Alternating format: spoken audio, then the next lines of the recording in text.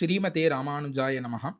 இன்று பூர்வர்கள் பாதையில் என்கிற இந்த தொடரிலே ததியாராதனம் என்கிற இந்த விஷயத்தை குறித்து சில விஷயங்களை நாம் அனுபவிக்கலாம்.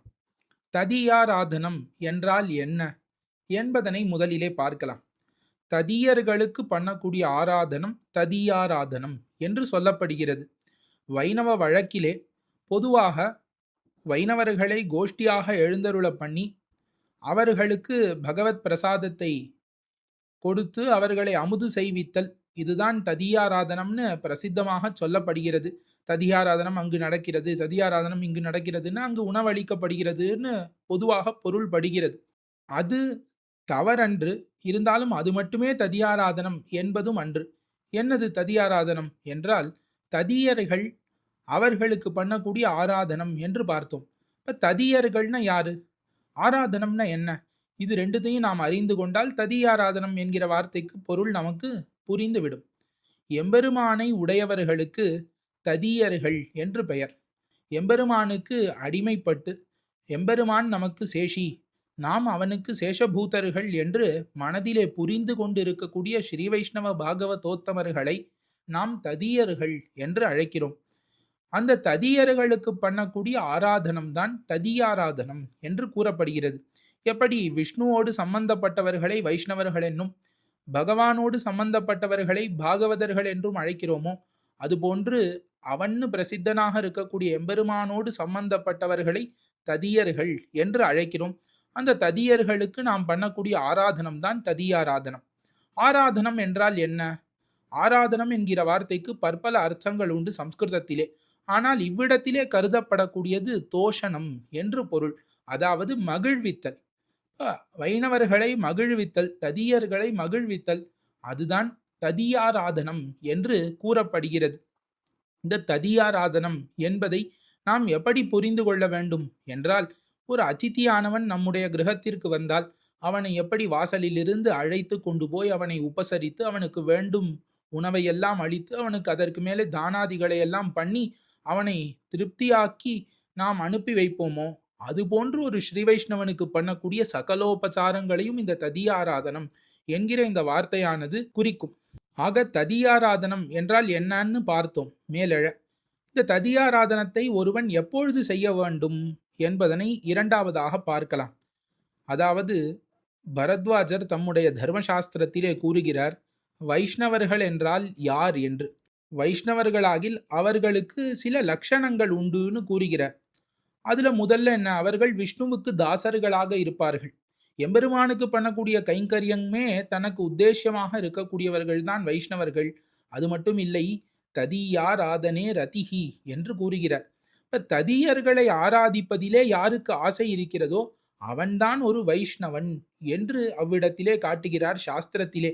ஆகையாலே ததியாராதனத்திலே எப்பொழுதும் ஆசை உடையவனாக இருக்கக்கூடியவன் தான் ஒரு உண்மையான வைஷ்ணவன். அதாவது ததியாராதனத்திலே அன்வைப்பதற்கில்லை, ததியாராதனத்தை செய்வதற்கு. அதுபோன்று வாசிஷ்ட சம்ஹிதையிலே ஒரு வச்சனம் காட்டப்படுகிறது. ஒரு ஸ்ரீ வைஷ்ணவன்னா அவனுக்கு என்னென்ன குணங்கள் எல்லாம் இருக்க வேண்டும்னு அந்த வச்சனமானது நமக்கு கூறுகிறது. சங்க சக்கர ஓர்துவ புன்றாதி தாரணம்னு ஆரம்பிக்கிறது அந்த வச்சனம்.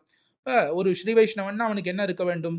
தோளிலே சங்க சக்கர லாஞ்சனங்கள் இருக்க வேண்டும், நெத்தியிலே மற்றும் உடம்பிலே 12 திருமண் காப்பு தரித்து கொண்டிருக்க வேண்டும். இது இல்லாதவனை நாம் வைஷ்ணவன் ஒத்துக்கொள்வோமா? மாட்டோம். குணைர் ஏதைர் விஹீனஸ்து நச்ச விப்ரோ ந வைஷ்ணவஹா என்ற அந்த பிரமாணம் முடிகிறது. அதிலேயே நடுவுல ஒன்று சொல்கிறது, ததியார் ஆதனஞ்சேதி. இப்ப எவனொருவன் ததியாராதனம் பண்ணுகிறானோ அவன்தான் வைஷ்ணவன். ததியாராதனம் பண்ணாதவன் வைஷ்ணவனோ பிராமணனோ கிடையாதுங்க அந்த பிரமாணத்துக்கு தாத்பரியம். பராசரர் தன்னுடைய சாஸ்திரத்திலே ததியாராதனம் புண்ணியம் வக்ஷ்யாமி முனிசத்தமன்னு தொடங்கி இந்த ததியாராதனத்தை பற்றி விஷதமாக கூறி, ஏவம் சம்பூஜையேன் நித்யம் யாவத் ஜீவம் என்று கூறுகிறார். அதாவது ததியர்களை நான் சொன்ன பிரகாரத்திலே ஆராதிக்க வேண்டும். எப்பொழுது ஆராதிக்க வேண்டும்னா யாவத் ஜீவம், எப்பொழுதுமே ஆராதிக்க வேண்டும், தினந்தோறும் பண்ண வேண்டும் என்று இவ்விடத்திலே கூறப்படுகிறது. ஆகையாலே ததியாராதனம் எப்பொழுது பண்ண வேண்டும் என்பதற்கு சமாதானம் என்ன? ததியாராதனம் என்பது நித்தியமாக பண்ண வேண்டியது. எப்படி ஒரு பிராமணனானவன் தினந்தோறும் இந்தந்த வேளைகளிலே சந்தியாவந்தனம் முதலான கர்மங்களை அனுஷ்டிக்க வேண்டும்னு சாஸ்திரம் கூறுகிறதோ அதுபோன்றுதான் ஒரு வைஷ்ணவன் தினந்தோறுமே ததியாராதனத்தை பண்ண வேண்டும் என்று சாஸ்திரங்கள் கூறுகின்றன. ஒரு கிரகஸ்தன் ஸ்ரீ வைஷ்ணவனாக இருப்பானாகில் அவனுக்கு அவனுடைய குடும்பத்தினரை ரட்சிக்க வேண்டும், அவர்களுக்கு சோறிட வேண்டும். அதற்கு மேல அதிதிகள் கிரகத்திற்கு வந்தார்களாகில் அவர்களுக்கு விருந்திட வேண்டும். அதற்கு மேல பித்ருவர்க்கங்கள் என்று இந்த மாதிரி பற்பல பேருக்கு இவன் சோரிட கடவன் என்று சாஸ்திரங்கள் கூறுகிறது. ஒரு ஸ்ரீ வைஷ்ணவனான கிரகஸ்தன் என்ன பண்ண வேண்டும்னா, பெரும்பாலும் அவனுடைய பந்துக்கள் அனைவரும் ஸ்ரீ வைஷ்ணவர்களாகவே தான் இருப்பார்கள். ஸ்ரீ வைஷ்ணவர்கள் அல்லாதவர்களை பந்துக்களாக ஸ்வீகரிப்பதில்லை.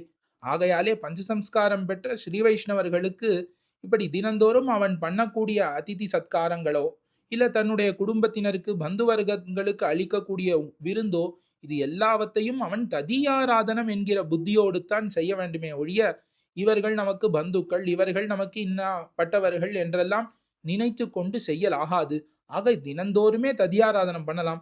நம்முடைய கிரகத்திலேயே இருக்கக்கூடிய ஸ்ரீ வைஷ்ணவர்கள், கிரகத்திற்கு வரக்கூடிய ஸ்ரீ வைஷ்ணவர்கள், வேறு திவ்ய தேசங்களிலிருந்து நாம் இருக்கக்கூடிய அந்த திவ்ய தேசங்களுக்கு எம்பெருமானை திருவடி தொழுவதற்காக வரக்கூடிய ஸ்ரீ வைஷ்ணவர்கள், இவர்களை நாமே அழைத்து நாமே உபசரிக்கலாம். அதிலே எந்த ஒரு குறையும் இல்லை.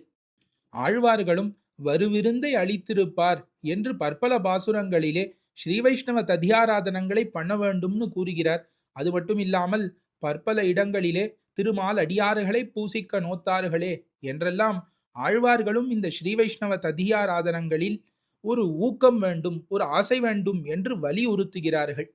பொதுவாக சாமானிய சாஸ்திர ரீதியிலே பார்த்தோமாகில் வெறும் கிரகஸ்தனுக்கு தான் இந்த அதிதி சத்காராதிகள் எல்லாம் கூறப்பட்டிருக்கிறது. இந்த ஸ்ரீ வைஷ்ணவ ததியாராதனம்ங்கிறது ஏதோ ஒரு கிரகஸ்தன் யார் பணம் சம்பாதிக்கிறார்களோ அவர்கள் மட்டும் பண்ண வேண்டியதுன்னு கிடையாது. ஸ்ரீ வைஷ்ணவர்களை பூஜிப்பது, ஆராதிப்பதுங்கிறது ஒரு பிரம்மச்சாரியாக இருக்கட்டும் அவனுக்கும் ஏற்பட்டிருக்கிறது, ஒரு கிரகஸ்தனுக்கும் உண்டு, ஏன் ஒரு சந்நியாசிக்கும் உண்டு. எல்லாவற்றையும் அவன் துறந்திருந்தால் கூட சில சந்நியாசிகள் அவர்களுக்குன்னு சிஷ்யர்கள் கொண்டு வந்து திரவியத்தை சமர்ப்பிப்பார்கள். அந்த திரவியத்தை கொண்டு அவன் இந்த ததியாராதனங்களை எல்லாம் பண்ண வேண்டியதுன்னு ஆச்சாரியர்கள் காட்டுகிறார்கள். பொதுவாக ஒரு சந்நியாசியானவன் ஒரு கிராமத்திற்குள்ளே நகரத்துக்குள்ளே செல்லக்கூடாது, கிராமத்திலே இவ்வளவு நாள் மேல தங்கக்கூடாது என்றெல்லாம் நியமங்கள் உண்டு. ஆனா ஸ்ரீ வைஷ்ணவர்களாக இருக்கக்கூடிய சந்நியாசிகள் எம்பெருமானினுடைய கைங்கரியத்துக்காக ஒரு மட்டத்தை அமைத்து கொண்டு அங்கேயே நித்தியவாசம் பண்ணலாம்னு பராசர சம்ஹிதையிலே காட்டப்படுகிறது. மாட்டபத்தியம் எதிக் குறியாத் விஷ்ணு தர்மாபிவிருத்தையே என்றெல்லாம் காட்டப்படுகிறது. அந்த மாதிரி ஒரு மடம் அமைத்து இருக்கக்கூடிய சந்நியாசிகளும் தங்கள் சிஷ்யர்கள் கொண்டு வர திரவியங்களை வைத்து கொண்டு கண்டிப்பாக இந்த ஸ்ரீ வைஷ்ணவ ததியாராதனங்களை விடாமல் நடத்த வேண்டும் என்று பெரியோர்கள் காட்டுகிறார்கள். இன்னும் நாம் வானமாமலை திவ்யதேசத்திற்கு போனால் அங்கு எழுந்தருளி இருக்கக்கூடிய வானமாமலை ராமானுஜ ஜீயர் சுவாமிகள் விடாமல் தன்னுடைய திருமட்டத்திலே இந்த ததியாராதனத்திலே ஊக்கத்தோடு செவ்வனே செய்து வரக்கூடிய விஷயத்தை நாம் கண்டு அனுபவிக்கலாம். இது போலவேதான் ஒவ்வொரு ஸ்ரீ வைஷ்ணவனும் அவனுடைய கிரகங்களிலே பண்ண வேண்டும். பொதுவாக எல்லாரும் வந்து அந்த இடத்துல அமுது செய்வார்கள்ங்கிறது கிடையாது. இருந்தாலும் யார் அமுது செய்கிறார்களோ அவர்களை ஸ்ரீ வைஷ்ணவர்களாக கருதி நம்முடைய பந்துக்களாக இருப்பினும், பெரியோர்களாக இருப்பினும், தாய் தந்தையர்களாக இருப்பினும் அவர்களையும் ஸ்ரீ வைஷ்ணவர்களாகவே கருதியே அவர்களை உபசரிக்க வேண்டும். ஏதாவது ஒரு வாய்ப்பு கிடைத்ததாகில் ஒரு ஸ்ரீ வைஷ்ணவர் வெளியூரில் இருந்து நம்முடைய கிரகத்திற்கு வந்திருக்கிறார்களாகில் இல்ல நம்ம ஊருக்கு வந்திருக்கிறார்களாகில் அவர்களை பிரார்த்தித்து அவர்களுக்கு நாம் விருந்தளிக்க வேண்டுமாம். திருவாய்மொழி பிள்ளை அருளி செய்த பெரியாழ்வார் திருமொழியினுடைய வியாக்கியானத்திலே இந்த வருவிருந்தை அளித்திருப்பார் என்கிற இந்த வார்த்தைக்கு மிகவும் விஷதமாக திருவாய்மொழி பிள்ளை நமக்கு அர்த்தம் அருளி செய்து காட்டுகிறார். எப்படி ஒரு ஸ்ரீ வைஷ்ணவனை உபசரிக்க வேண்டும்? ஒருவன் நம்முடைய ஊருக்கு வந்தானாகில் அவனை சென்று நாமே அழைக்க வேண்டும். சுவாமி என்று அடியனுடைய குடிசைக்கு எழுந்தருளி ததியாராதனம் கண்டருள வேண்டும்னு அழைக்க வேண்டும். அவன் ஒருவேளை நம்முடைய கிரகத்திற்கு வராராகில் அவருக்கு எதெல்லாம் பிடிக்கும் என்று நமக்கு தெரியுமாகில் அவருக்கு பிடித்ததாக பார்த்து பார்த்து அன்று நாம் நம்முடைய கிரகங்களிலே உணவை செய்து அதை எம்பெருமானுக்கு சமர்ப்பித்து பகவத் பிரசாதத்தை அவருக்கு அளிக்க வேண்டும். அவர் நம்முடைய கிரகத்துக்கு வருகிறாராகில் வாசலிலேயே சென்று அவரை தண்டனிட்டு உள்ளே அழைத்து அவருடைய திருவடி விளக்கி அவரை உள்ளே எழுந்தருளச் செய்து அவருக்கு ததியாராதனங்களை செய்து அதற்கு பிறகு அவருக்கு ஏதாவது வஸ்திரங்களோ இல்ல நம் பழங்களோ அதற்கு மேல சம்பாவனைகளோ நன்ன புஷ்கலமாக சமர்ப்பித்து அவரை திருப்தி பெறச் செய்து அதற்கு பிறகு அவரை அனுப்பி வைக்க வேண்டும். ஸ்ரீ வைஷ்ணவர்கள் நம்முடைய கிரகத்திலிருந்து வெளியே சென்றார்களாகில் நம்முடைய கண்வட்டத்தை தாண்டி அவர்கள் போகும் வரை வாசலிலேயே நின்று அவர்களை வழி அனுப்ப வேண்டும் என்றெல்லாம் பெரியோர்கள் கூறுகிறார்கள். அது மட்டும் இல்ல, அந்த இடத்துல திருவாய்மொழி பிள்ளை சுவாரஸ்யமாக காட்டுகிறார். ஒருவேளை அந்த ஸ்ரீ வைஷ்ணவர் நம்முடைய கிரகத்திற்கு வரல, வேற ஒரு ஸ்ரீ வைஷ்ணவருடைய கிரகத்திற்கு சென்று அங்கு அமுது செய்வதாக திருவுள்ளம் கொண்டிருக்கிறார்னா, அவருக்கு பிடித்ததை நாம் பண்ணி எடுத்து கொண்டு போய் அந்த கிரகத்திலேயாவது சமர்ப்பிக்க வேண்டும் என்றெல்லாம் கூறுகிறார். இப்படி ஸ்ரீ வைஷ்ணவர்களை உபசரிப்பதுங்கிறது எல்லாத்த காட்டிலும் சிறந்தது. இதை சாஸ்திரங்களே கூறுகின்றன. ஆக நாம் என்ன பார்க்கிறோம்? ததியாராதனம் என்றால் என்னன்னு பார்த்தோம். ஸ்ரீ வைஷ்ணவர்களை மகிழ்வித்தல். அதற்கு மேல ததியாராதனத்தை எப்பொழுது செய்ய வேண்டும்? நித்தியம் செய்ய வேண்டும். எப்படி செய்ய வேண்டும்? அந்த ஸ்ரீ வைஷ்ணவர்களுக்கு எது உகப்போ அதை நாம் பண்ண வேண்டும் என்பதாக பார்க்கிறோம். இப்படி இல்லாமல் ஒரு கோஷ்டியாக நம்முடைய கிரகங்களிலேயே கோஷ்டிகள், அருளிச்செயல் கோஷ்டிகள் அவ்வப்போது நாம் நடத்துகிறோம். அந்த மாதிரி நம்முடைய கிரகத்திலே நடக்கக்கூடிய சிரார்த்தாதிகளுக்கோ, நம்முடைய கிரகத்திலே நடக்கக்கூடிய ஒவ்வொரு விழாக்களுக்கோ, ஒரு உபநயனம், சீமந்தம், விவாகம் முதலான எல்லா விழாக்களுக்கும் ஸ்ரீ வைஷ்ணவர்களை திரளாக அழைத்து அவர்கள் மூலமாக அருளிச் செயலை சேவிக்கச் செய்து நம் எம்பெருமானை மகிழ்வித்து அந்த ஸ்ரீ வைஷ்ணவர்களையும் நாம் நிறைய சம்பாவனைகள், நிறைய தானங்கள், நிறைய ததியாராதனைகள், பல வகையான உணவுகள் இதையெல்லாம் அவர்களுக்கு அளித்து அவர்களை உபசரித்து அவர்களை திருப்தி பெறச் செய்து அவர்களை மகிழ்வித்து அவர்களிடமிருந்து ஆசீர்வாதங்களை பெற்றுக்கொண்டு நம்முடைய சொரூபத்தை காக்க வேண்டும் என்றெல்லாம் நம்முடைய பூர்வர்கள் கூறி வைத்திருக்கிறார்கள். சாஸ்திரங்களிலே பிரசித்தமான ஒரு வாக்கியம் உண்டு. ஆராதனானாம் சர்வேஷாம் விஷ்ணோர் ஆராதனம் பரம் என்று. இந்த உலகத்துல மகிழ்வித்தல்ங்கிறத எல்லாருமே பண்ணுகிறார்கள். ஆராதனம் எல்லாருக்கும் எல்லாரும் ஆராதனம் பண்ணி கொண்டேதான் இருக்கிறார்கள். ஒரு கம்பெனின்னு எடுத்துட்டா அங்க கீழே வேலை பார்க்கிறவன் அந்த இருக்கக்கூடிய மேனேஜர் முதலானவர்களை மகிழ்விப்பதற்காக ஏதோ ஒரு வகையில எத்தனம் பண்ணுகிறான். அப்படி இல்லாம பற்பல தேவதாந்திரங்களை அவர்களுடைய பக்தர்கள் மகிழ்விக்க வேண்டும்னு பெரிய பெரிய எத்தனங்கள் எல்லாம் பண்ணுகிறார்கள். மாதிரி எவ்வளவு ஆராதனம் பண்ணி என்ன, யார் பெரிய பலனான மோட்சத்தை தருவார்கள்? எம்பெருமான் ஸ்ரீவன் நாராயணன். ஆகையாலே அவனுக்கு பண்ணக்கூடிய ஆராதனம் தான் இருக்கிறதுக்குள்ள உசந்ததுன்னு சொல்கிறது இந்த சாஸ்திரம். இதை காட்டிலும் உயர்ந்தது வேற ஒண்ணு எப்ப இருக்கும்? விஷ்ணுவை காட்டிலும் உயர்ந்தவர்கள் யாராவது இருந்தா அவர்களுக்கு நாம் ஆராதனம் பண்ணோமாகில் விஷ்ணுவினுடைய ஆராதனத்தை காட்டிலும் அது உயர்ந்ததாக இருக்கும். நான் எம்பெருமான காட்டிலும் உயர்ந்தவர்கள்னு யாரும் கிடையாதே அப்படின்னு நாம் நினைப்போம். ஆனால் சாஸ்திரங்கள் கூறுகிறது தஸ்மாத் பரதரம், அதை காட்டிலும் உயர்ந்தது ஒன்று உண்டு. என்ன? ததியாராதனம். இப்ப எம்பெருமான் தன்னை காட்டிலும் உயர்ந்தவர்களாக தன்னுடைய பக்தர்களை பார்க்கிறான். ஆகையாலே அந்த பக்தர்களை நாம் பூஜித்தால், அந்த ஸ்ரீ வைஷ்ணவர்களை நாம் சத்கரித்தால் எம்பெருமான் மிகவும் உகப்பான் என்பதுதான் சாஸ்திரங்களின் ரொம்ப ரகசியமான விஷயம். நாம் கோவில்களுக்கோ எம்பெருமானுக்கோ எவ்வளவோ செய்யலாம், எம்பெருமான் மீது எவ்வளவோ பக்தி கொண்டிருக்கலாம். ஆனால் வைஷ்ணவர்கள் மீது நாம் பக்தி வைக்கவில்லை ஆகில், அந்த வைஷ்ணவர்களிடத்திலே அபச்சாரப்பட்டோமாகில் எல்லாமே நிஷ்பலமாக போகும் அல்லவா? ஆகையாலே முடிந்த அளவுக்கு நாம் வைஷ்ணவர்களை உபசரிக்க வேண்டும். ஒரு கோஷ்டியாக ததியாராதனம் ஏற்பாடு பண்ணாவிட்டாலும் முடிந்த அளவுக்கு நம்முடைய கிரகத்திற்கு வரக்கூடியவர்கள், நம்முடைய ஊருக்கு வரக்கூடியவர்கள் என்று இவர்களுக்கு ததியாராதனங்களை விடாமல் செய்ய வேண்டும். திருவங்கையாழ்வார் அவ்வளவு சிறப்பாக ததியாராதனங்கள் செய்தார். செல்வநம்பி போல்வார்கள் ரொம்ப சிறப்பாக ததியாராதனம் செய்தார்கள் என்றெல்லாம் நாம் கேட்டு வருகிறோம் நம்முடைய காலக்ஷேபாதிகளிலே. அதை நாமும் ஏதோ நம்மால முடிந்த அளவுக்கு எடுத்த உடனே ஒரு 100 பேரை கூட்டு தினமும் நாம் தளிகை செய்து சமர்ப்பிக்க வேண்டும்ங்கிறது கிடையாது.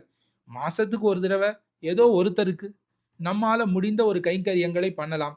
ஆகையாலே இந்த வைஷ்ணவர்களை பூஜித்தல் அது உணவு கொடுத்தல் தான்ங்கிறது கிடையாது. ஏன்னா பெரிய பெரிய ஆச்சார சீலர்களாக இருக்கக்கூடிய வைஷ்ணவர்கள் நம்முடைய கிரகத்திற்கு வந்து அமுது செய்வார்கள்ங்கிறது கிடையாது.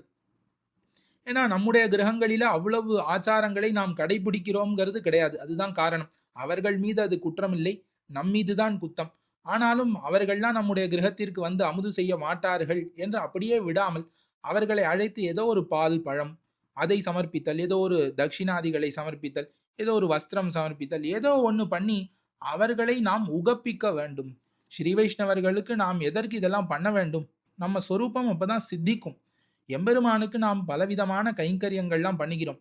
எல்லா கைங்கரியங்களும் நாம் பண்ணினாலும் எம்பெருமானுக்கு அதனால ஏதாவது ஆக போறதான்னு நாம் சமர்ப்பிக்கக்கூடிய பெரிய பெரிய வஸ்திரங்கள்னாலேயோ பெரிய பெரிய ஆபரணங்களாலேயோ எம்பெருமானுக்கு என்ன ஒன்றும் கிடையாது. அவன் அவாப்த சமஸ்த காமன்னு கூறப்படுகிறான். அப்படி இருக்கக்கூடியவனுக்கு நாம் சேஷபூதர்களாக இருக்கிறோம். நம்முடைய சொரூபம் சித்திக்க வேண்டுமாகில் அவனுக்கு ஏதாவது ஒரு கைங்கரியம் பண்ண வேண்டும்ங்கிறதுனால நாம் பண்ணுகிறோம். அதுபோன்றுதான் ஸ்ரீ வைஷ்ணவர்களுக்கு நாம் நினைத்து கொண்டு பண்ண வேண்டுமே தவிர, நான் அவர்களுக்கு நிறையாக கொடுத்திருக்கிறேன், அவர்களுக்கு நிறையாக பண்ணியிருக்கிறேன்னு ஏதோ இந்த மாதிரி நினைத்து கொண்டு நாம் பண்ணக்கூடாது. இப்படி ததியாராதனம் நித்தியமாக இருப்பதினாலே தான் ஒவ்வொரு சமயத்திலும் இந்த ததியாராதனம்னு கூறப்படுகிறது. இன்னும் வைஷ்ணவர்களினுடைய கிரகங்களிலே ஒரு உபநயனமோ ஒரு சீமந்தமோ முதலான நிகழ்ச்சிகள் நடந்ததாகில் அதற்கு முன்பாக ஸ்ரீ வைஷ்ணவர்கள் ததியாராதனத்துக்கு எழுந்தருளி இருந்து சுவாமி ஆசீர்வதிக்க வேண்டும்னு பிரார்த்திக்கிறோம்னு தான் பத்திரிகையிலே எழுதுகிறார்கள்.